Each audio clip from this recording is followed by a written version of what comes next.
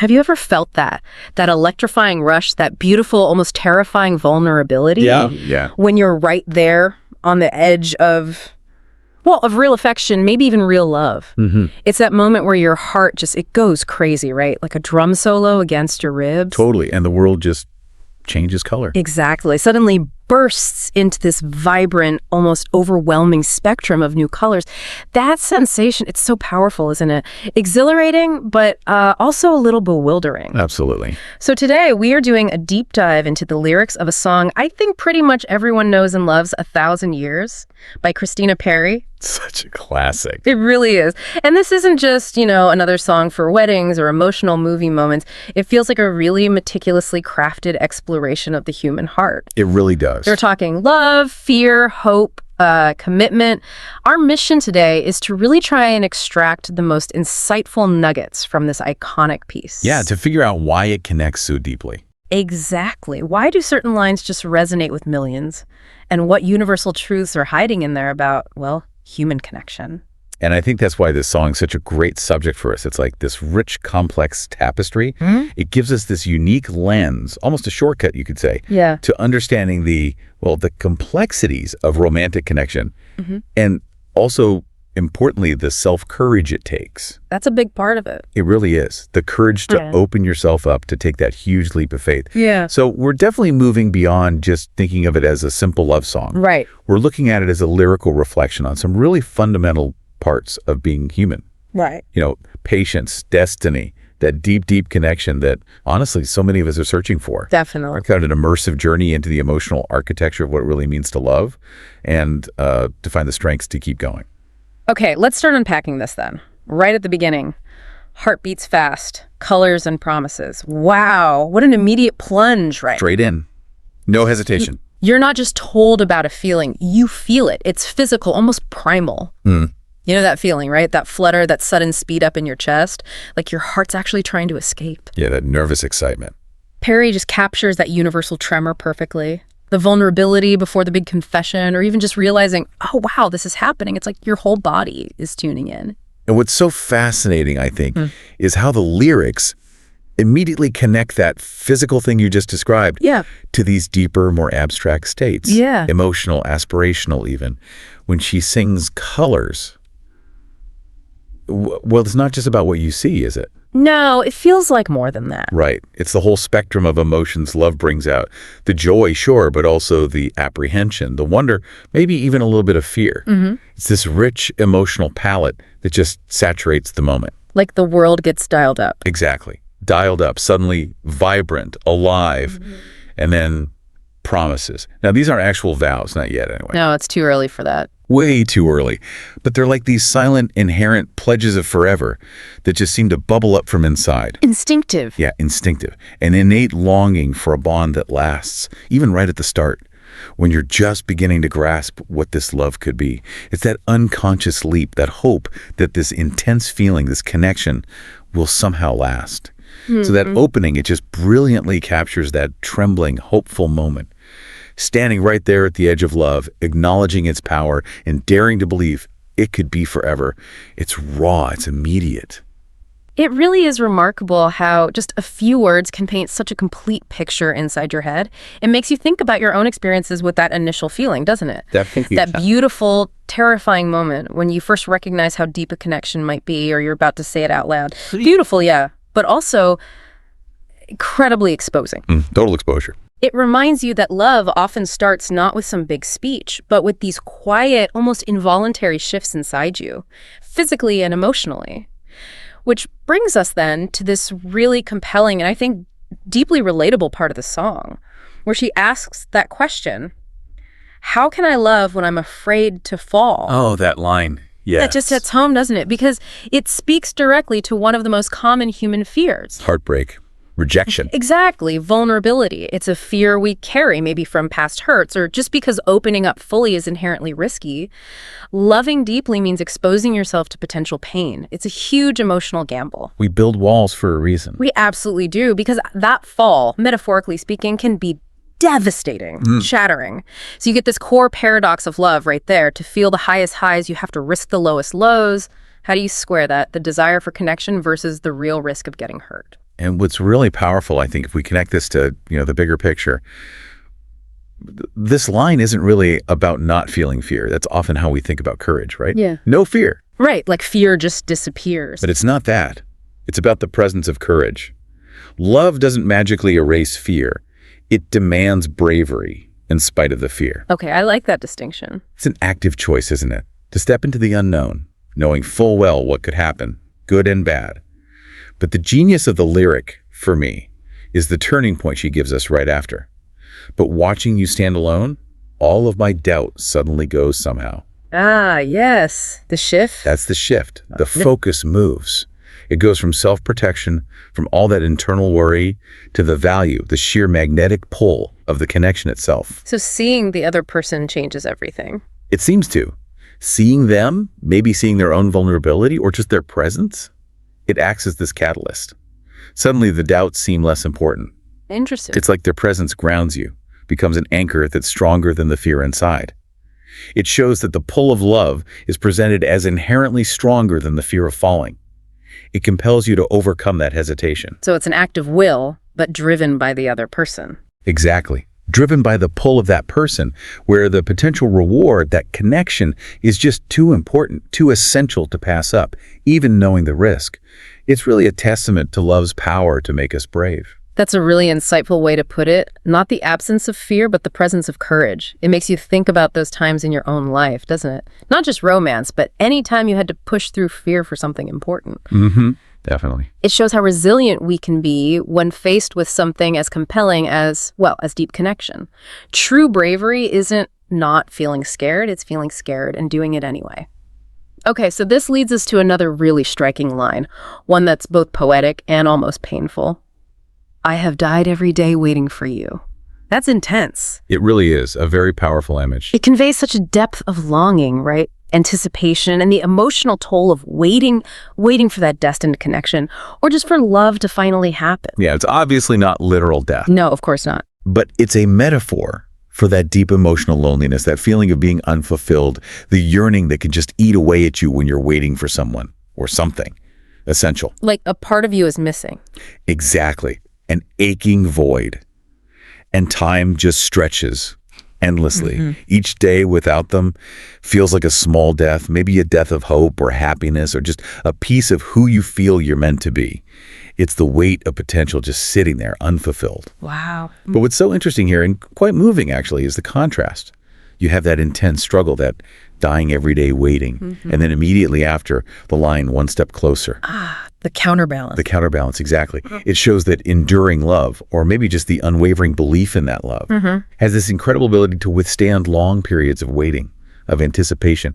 It speaks to extraordinary patience. So one step closer isn't just poetic. No, I don't think so. It's crucial. It represents continuous, even if it feels incredibly slow, progress.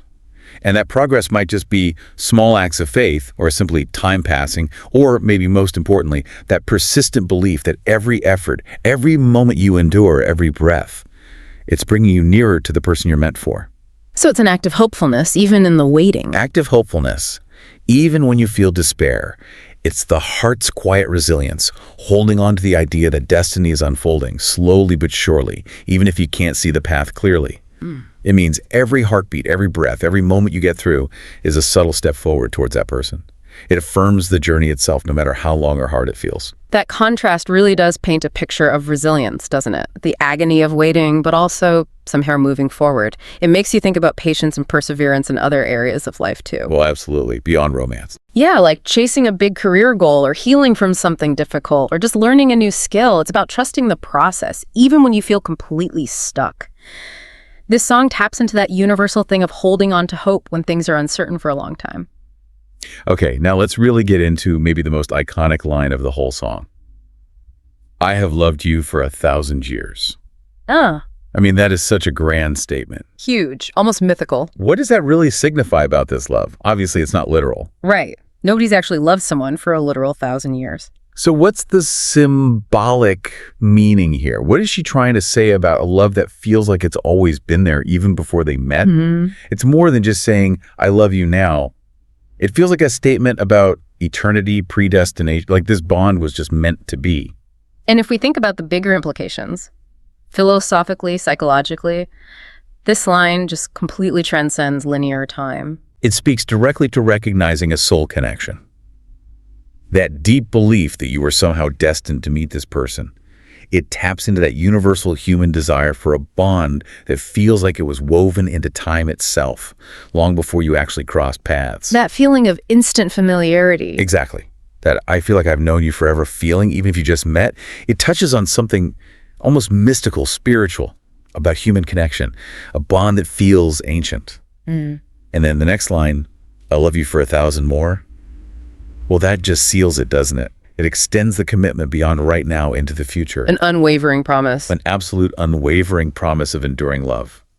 It's not about counting the years. It's about expressing the depth, the intensity, the unbreakable nature of the commitment. It says this love is so profound, so secure, it makes time irrelevant. So the number isn't the point. Not really. It's the endlessness of the feeling, the certainty of devotion. It's a promise echoing into infinity, assuring the other person of a love that goes beyond time. A timeless vow. That's beautifully put, transcending literal time. It really resonates, that feeling, that instant deep connection where you feel like you've known someone for lifetimes. It's rare, but powerful when it happens. It really is, that magical moment where everything just clicks and you feel home. It speaks to that deep human desire for timelessness in our connections, hoping some bonds are just meant to last forever. Okay, here's where things get really interesting, and maybe where the song offers one of its deepest insights. The idea that when you're truly in love, time stands still. Ah, yes.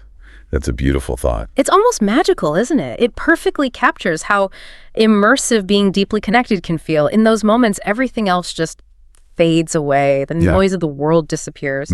You're in a bubble. Exactly, a timeless bubble. The present moment with that person becomes everything, all-consuming, like the clock stops ticking and you're just suspended there, away from all the usual stuff. And that immersion ties right into appreciating the other person's beauty, right? Not just physically. No, much more than that. Seeing their essence, their spirit, their whole being, and finding it so captivating that nothing else matters. Which then raises a really important question for us, I think.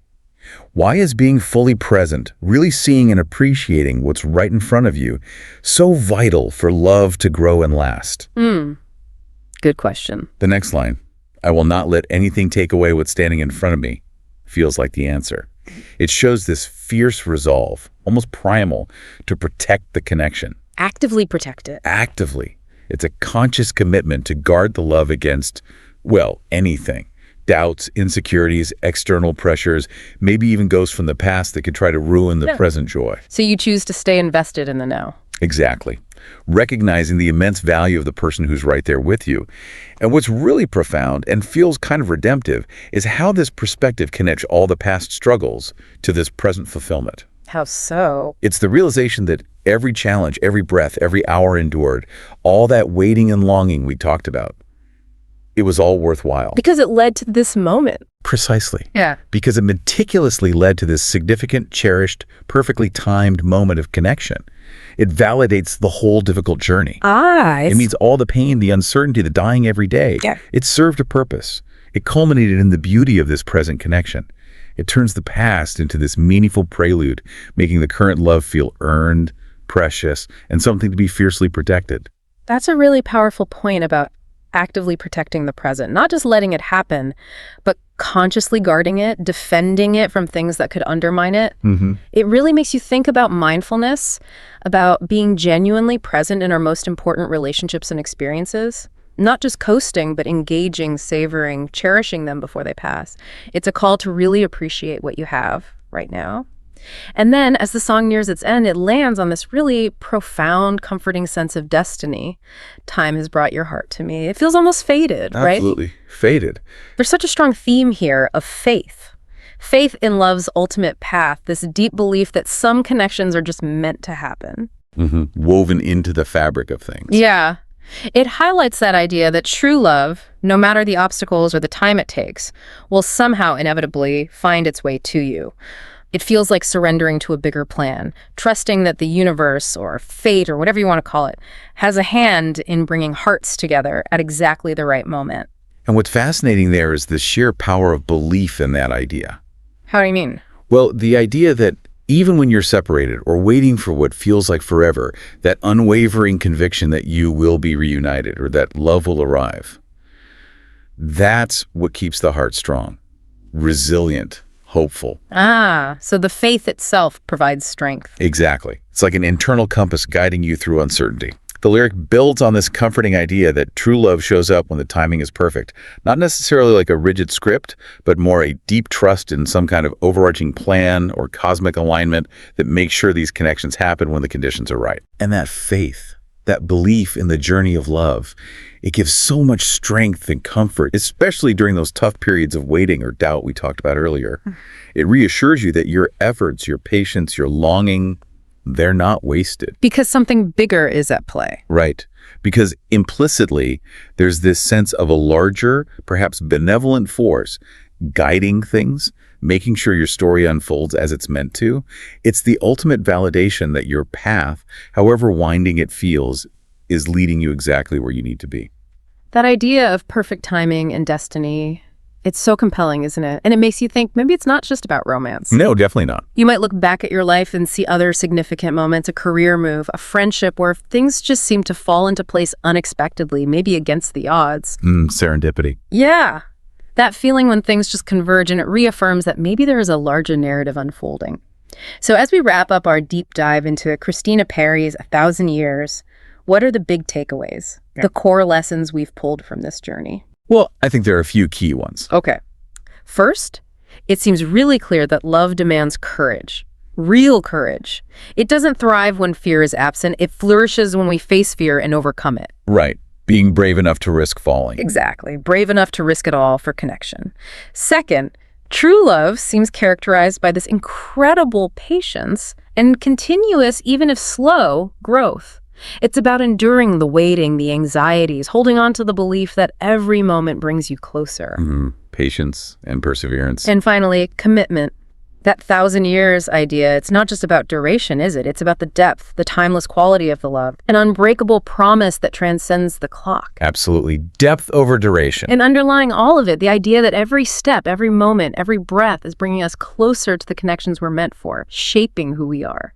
And if we connect all that back to the bigger human experience, these lyrics really offer more than just a beautiful love story. They feel like a guide almost for navigating connection, resilience, and belief in life's journey.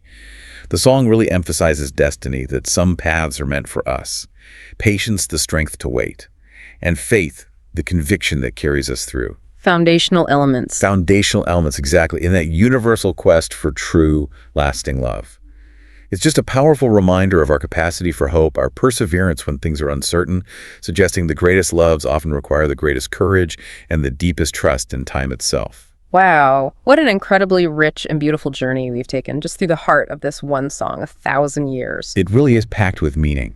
It is. More than just a song. It feels like a lyrical map to the human heart, guiding us through fears, lighting up hopes, celebrating our amazing capacity for connection. We've seen how love needs bravery, how it rewards patience, and how it can feel utterly timeless. So maybe a final thought for you listening. If you happen to be waiting for your love right now, waiting for that connection, perhaps take this from the song. Know that every heartbeat, every breath, every hour passing is genuinely a step closer. Try not to be afraid of the vulnerability that comes with that hope. And know truly that you are absolutely not alone in your wait. Let that thought resonate with you. Find courage in your own love story, whatever stage it's in, and maybe take a moment to appreciate the profound, sometimes mysterious, but ultimately beautiful journey of connection that we all, in our own ways, get to experience.